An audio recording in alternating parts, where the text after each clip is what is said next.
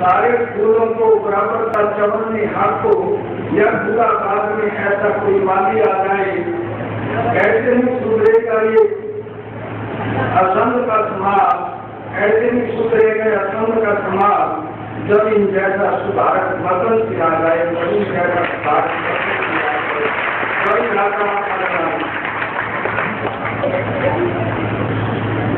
आज के हमारे इस कार्यक्रम के मुख्य अतिथि दादा नवजीत सिंह जी हुडा हमारे बीच पधारे और मंच पर विराजमान हमारी बहनें राधा अमेरिकन जी और सभी। आज के इस कार्यक्रम का विषय क्लीन का माइंड ग्रीन का। आप सोचेंगे वास्तव में तो ये विषय दो भागों में बांटा हुआ है, क्लीन का माइंड, परंतु इनमें आपस में बहुत नजदीकी संबंध है। जैसे कि एक सिक्के के दो पहलू, परंतु आप देखेंगे अफसोस इस बात का है कि आज मन भी प्रदूषित हो चुका है और इन्वायरमेंट भी प्रदूषित हो चुका है। तो आज जो हमारा ये कार्यक्रम विश्वविद्यालय द्वारा संचालित किया जा रहा है, एजुकेशन विंग के द्वारा, हमारा जो लक्ष्य है कि विभिन्न संस्थानों में जाकर लोगों में जागृति पैदा करें, दोनों के लिए, इन्वायरमेंट के लिए भी और मन के लिए, कि हम अपने मन को भी स्वच्छ रखें और अपने इन्वायरमेंट को भी स्वच्छ रखें। आप देख रहे हैं कि इनका बहुत नजदीकी संबंध है।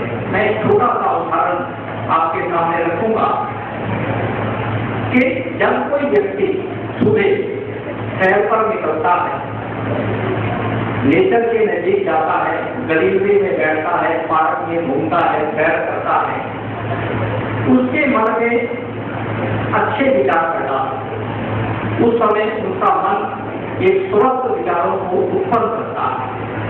ये उस गलीलवी का प्रभाव है।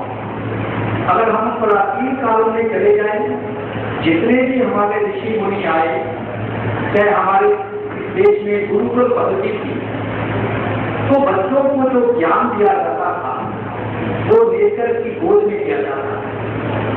बच्चे गुरु के पास जंगलों में रहा करते थे, नेचर के नजदीक रहते थे और उसमें रहकर स्वच्छ मन से शिक्षा को ग्रहण करते थे।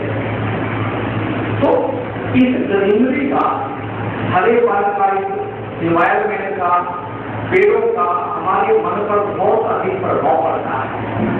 कभी कभी आपका मन परेशान हो ना, आप अपने घर में भी अगर कृपा लेकर पौधों के बीच में थोड़ा काम करने लग जाओगे ना, आपका मन क्या हो जाएगा, रिलैक्स हो जाएगा, हल्का हो जाएगा। इसी महसूस करेंगे आप अपने आप को हल्का महसूस करेंगे। परंतु ये जो इन्वायरमेंट आज हमारा प्रदूषित होता जा रहा है, इसके बारे में आज लोगों को जागृति कम है।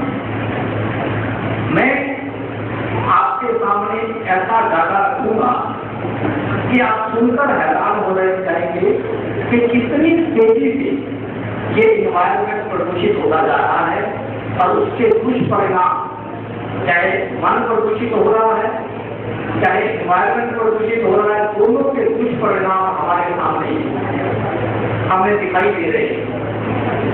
अभी मैं आपको सिर्फ इतना ही कहूंगा कि 10 सेकंड के लिए आप लोग पर सीधे बैठें और एक लंबा सांस 10 सेकंड के लिए अंदर की ओर खींचेंगे और 10 सेकंड के बाद धीरे धीरे सांस को छोड़ देंगे। तो सिर्फ 10 सेकंड के लिए। तो अभी सभी शांति से बैठेंगे और लंबा सांस लेंगे।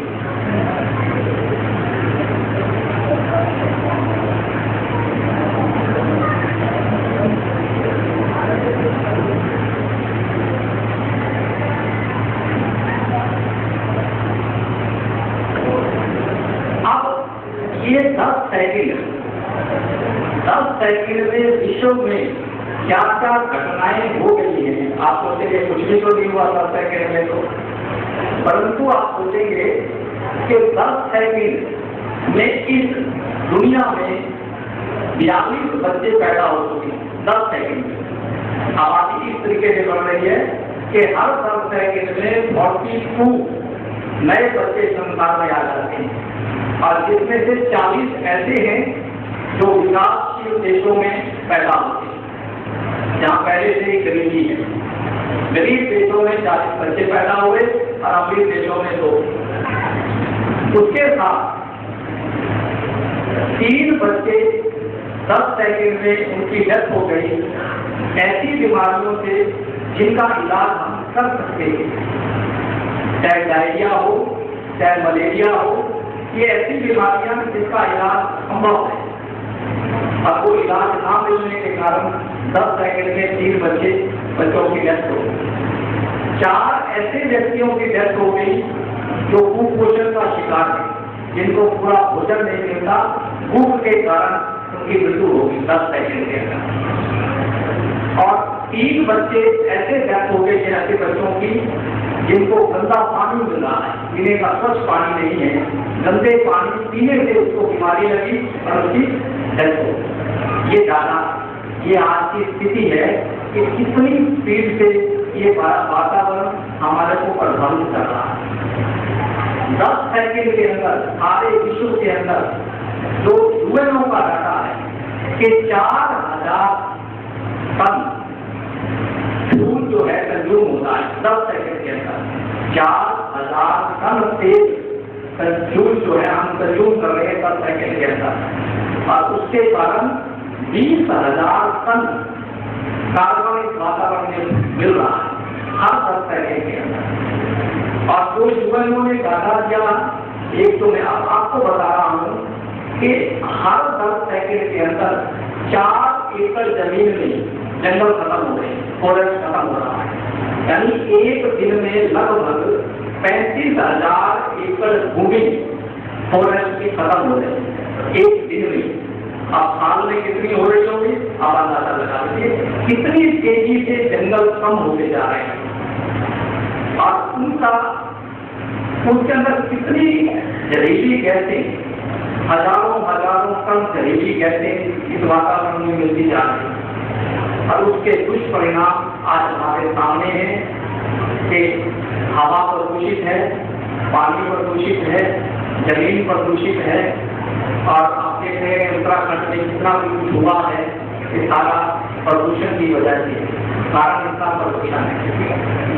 तो हमें इस महत्व को समझना होगा कि आखिर ये इतनी तेजी से प्रदूषण हो रहा है, तो हम मानव हैं, हमारा फर्ज है इस वातावरण को बचाना। अगर ये वातावरण नहीं प्रदूषित हो जाएगा तो मानव जीवन भी नहीं रहेगा। तो उसके लिए हमें क्या करना, हमें क्या सोचना। अगर आप देखेंगे पेड़ है, हम सब जानते हैं कि पेड़ हमें क्या देते हैं। पेड़ हमारे से लेते कुछ नहीं, देते ही देते हैं। कभी पेड़ अपना फल खुद नहीं खाते, हमें देते हैं। पेड़ छाया देते हैं, वर्षा लाते हैं, हमारी जो ये आवाज का प्रदूषण फैलता है उसको ऑब्जर्व करते हैं। आपको पता होना चाहिए कि जो आज के टाइम में आवाज का भी प्रदूषण है, बहुत प्रदूषण है।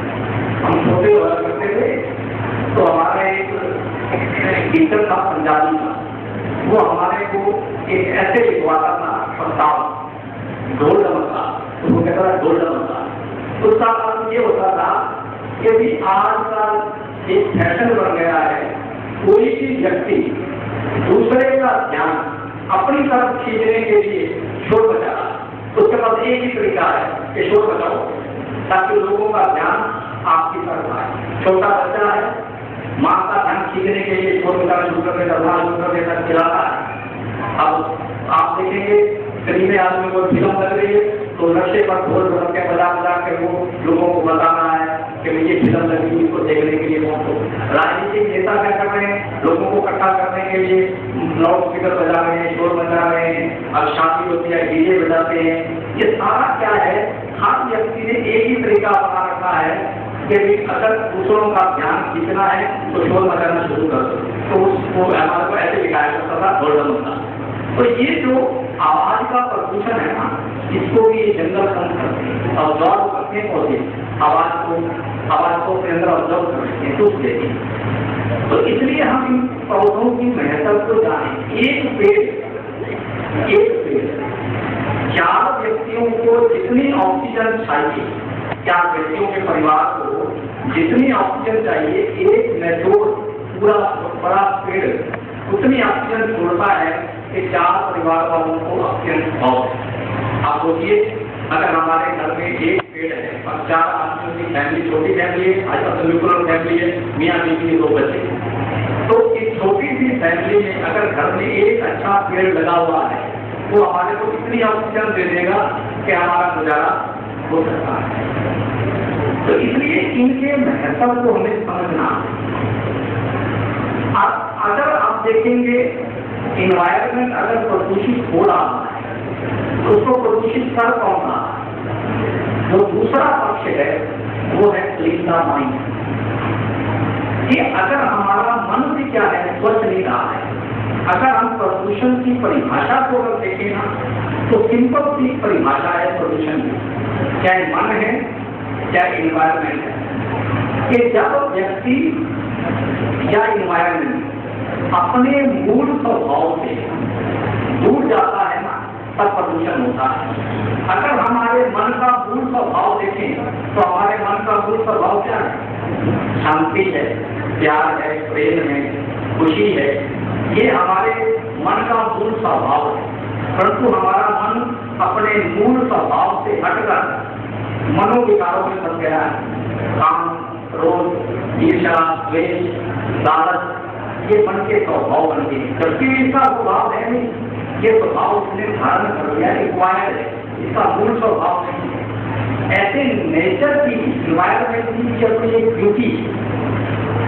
आप किसी बगीचे में जाते हैं, पेड़ की, फूल की अपनी एक ब्यूटी, हम उस ब्यूटी को क्या कर रहे हैं? उसका डिस्ट्रक्शन कर रहे हैं, उसको नष्ट कर रहे हैं। जब उनकी ब्यूटी खत्म होती है, उसका नेचुरलिज्म खत्म हो रहा है प्रकृति का, तो उसके कारण से प्रदूषण फैलता है। अब हमें क्या करना है? चलो हम कहते कुछ भी ना करो, एक व्यक्ति एक साल में 2 पौधे लगाए और उसकी पालना करें। लगाना बहुत आसान है, बच्चा पैदा हो जाता है घर में, लेकिन उसकी पालना में मेहनत लगती है।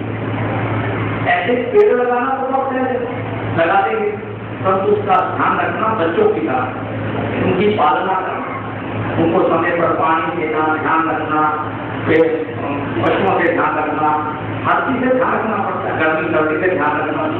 तो अगर वो 2 पौधे हम लगाते हैं तो वहाँ हम अपनी ड्यूटी को पूरा कर रहे हैं। हम मनुष्य हैं, हमारा फर्ज बनता है जिस इन्वायरमेंट में हम रह रहे हैं, जिस धरती माँ की गोद में हम रह रहे हैं, इसकी रक्षा करना हमारी ड्यूटी बनती है, हमारा फर्ज बनता है।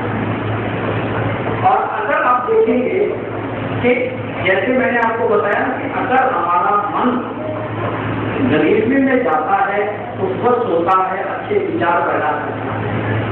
इसी प्रकार अगर हमारा मन स्वस्थ है, अच्छे विचार पैदा करता है, ये हो नहीं सकता कि हम इन्वायरमेंट को कोई नुकसान पहुंचाए। जब हमारा मन प्रदूषित होता है तो अब मन प्रदूषित क्यों होता है, उसके कई कारण। देखिए, मन का स्वभाव है कि वो एक ही विचार को बार बार सोचता है। आप देखिए, करना बहुत दूर की बात, करता नहीं, एक ही विचार को बार बार उसका चिंतन करता है। और वो कॉन्शियस लेवल पर नहीं करता है, अंदर सब कॉन्शियस में करता है, अनचेतन मन में करता है। देखिए, ये दुनिया 2 प्रकार की है।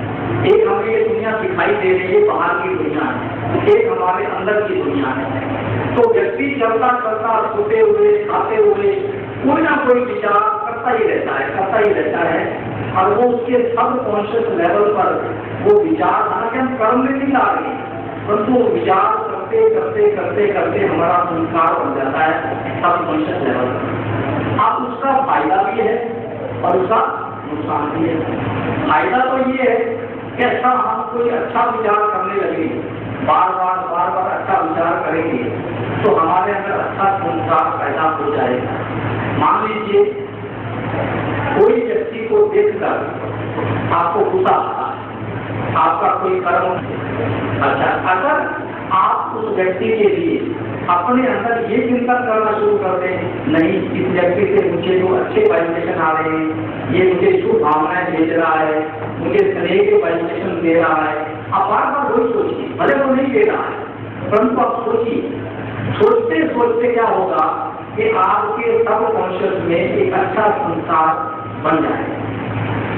और ऐसे नेगेटिव भी बनते हैं, इसका नुकसान भी है कि कई बार कोई चीज किसी ने हमारा नुकसान किया नहीं है परंतु नुकसान ना हो जाए। आपको पता है कि दुनिया में बहुत सारे दुख परेशानियां हैं नहीं, इमेजिनरी काल्पनिक, हम कल्पना कर करके उसको बना देते हैं। तो मन का स्वभाव है कल्पना करना, ये कल्पना करता रहता है और कल्पना कर करके उसको बना देता है, समझते हैं पैदा कर लेता है, जल्दी संस्कार बना देता है। और आप और देखेंगे जो हमारे मन के प्रदूषण का जो कारण है ना, वो हमारा बिलीफ सिस्टम, हमारे जो एक बिलीफ सिस्टम बना हुआ है परिवार से, समाज से, जिस खानदान में हम पैदा हुए, जो शिक्षा हमने प्राप्त की, हमारे अंदर एक बिलीफ सिस्टम बन गया है कि पैसा बहुत बड़ी चीज है। हमने एक हमारे अंदर विश्वास बना रखा है कि पैसा बहुत बढ़िया चीज है। पैसा अगर मेरे पास कार हो, मेरे पास अच्छी कोठी हो तो मेरी समाज में बड़ी इज्जत होगी, लोग मुझे पूछेंगे, मैं बड़े आराम से रहूंगा। तो मैंने क्या एक बिलीफ सिस्टम बना लिया कि मेरे अंदर मुझे पैसा चाहिए, और मेरे अंदर पैसे की ग्रीड पैदा हो, लालच पैदा हो गया। मैं उस लालच को पूरा करने के लिए चाहे मुझे फॉरेस्ट काटने पड़े, चाहे किसी जानवर को मारना पड़े, चाहे मुझे कुछ भी करना पड़े, मैं करने के लिए तैयार हूँ। मैं इन्वायरमेंट को जितना नुकसान पहुँचा सकता हूँ पहुँचाऊंगा, परंतु इन्वायरमेंट को जो नुकसान पहुँचाया जा रहा है उसका बीज क्या है? उसका बीज है लोभ।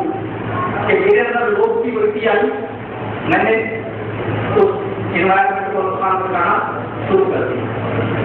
अब जब मेरे अंदर मेरा बिलीफ सिस्टम ही खराब है तो मेरे अंदर जो विचार पैदा होंगे ना, वो भी प्रदूषित विचार पैदा होंगे, गंदे विचार पैदा होंगे, लोगों को नुकसान पहुंचाने वाले विचार पैदा होंगे। परंतु विडंबना ये है कि जब व्यक्ति के अंदर गंदे विचार पैदा होते हैं, लोगों को नुकसान पहुंचाने वाले विचार पैदा करता है, परंतु उसको रियलाइज नहीं होता, तो वो महसूस नहीं कर सकता कि मेरा जो विचार पैदा हो रहा है ना ये गलत है।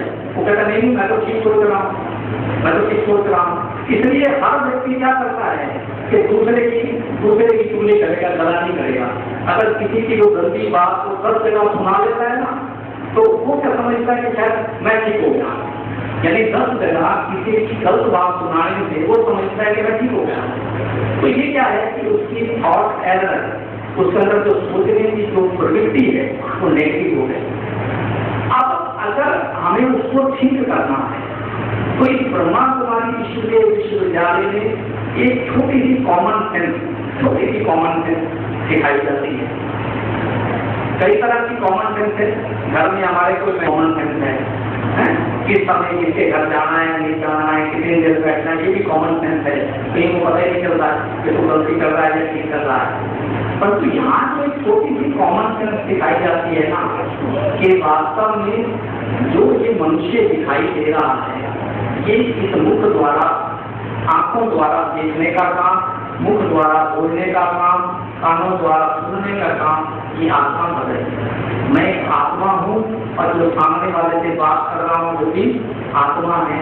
आत्मा स्थिति में, आत्म स्थिति में रहकर दूसरे को आत्मा देखना, ये कॉमन सेंस है। अगर ये कॉमन सेंस हमारे में पैदा होगी तो मेरा जो सोचने का जो तरीका है ना वो चेंज होगा, मेरा सोचने का तरीका बदलने लगेगा। अब अगर मान लो कोई व्यक्ति नेगेटिव सोचता है और अंदर के उसके सबकॉन्शियस लेवल पर गंदे संस्कार बन चुके हैं, अब अगर हम उसको कहें कि ये अच्छा सोच, तू अच्छा सोच, अब उसको अच्छा सोचना तो आता ही नहीं। वो क्या करेगा? अगर आप उसको बार बार टोकोगे ना वो आपको इग्नोर करना शुरू कर देगा, आपसे नहीं करेगा, आपसे दूर जाएगा। मैं इस व्यक्ति के पास जाता हूँ ना, हर बार वही बात कहता है, अच्छा सोचा कर, अच्छा सोचा कर। ये तरीका उस समय नहीं है। देखिए कोई व्यक्ति मान लीजिए बर्बाद की गोली खा लेता है, उसने कोई जहरीली चीज खा ली और डॉक्टर जाकर क्या करता है उसको, तो गोली लेकर बंद कर देता है क्या? नहीं, डॉक्टर की कोशिश क्या होती है कि जो जहर इसके शरीर में फैल गया है उस जहर को मैं बाहर निकालूं, क्योंकि रूट काज क्या है, तो उसको जो समस्या पैदा हो उसके अंदर शरीर में जहर फैल गया है। तो हमारे भी गलत सोचने के कारण हमारे शरीर हमारे मन में जहर फैल गया है विकारों में, और जब तक हम उसके रूट काज में उसके मूल कारण में नहीं जाएंगे ना, तो उसका जो मूल कारण है उसको दूर करने का तरीका है वो मेडिटेशन है। मेडिटेशन माना स्वयं के बारे में चिंतन करना, अपने नजदीक जाना। कहा जाता है कि इंसान तो अपने कितने करीब है। हमारे पास लोगों के लिए समय है, परिवार के लिए भी समय है, समाज के लिए समय है, अपने लिए भी। परंतु अगर हमने उस जहर को निकालना है, मन को ठीक करना है, स्वच्छ करना है, क्लीन करना है, तो हमें क्या करना पड़ेगा? अपने नजदीक जाना, अपने बारे में सोचना पड़ेगा। मुझे अंदर जाकर देखना पड़ेगा कि मेरा जहर का कारण क्या है, मैं इस व्यक्ति को देखकर चिंता क्यों हूं।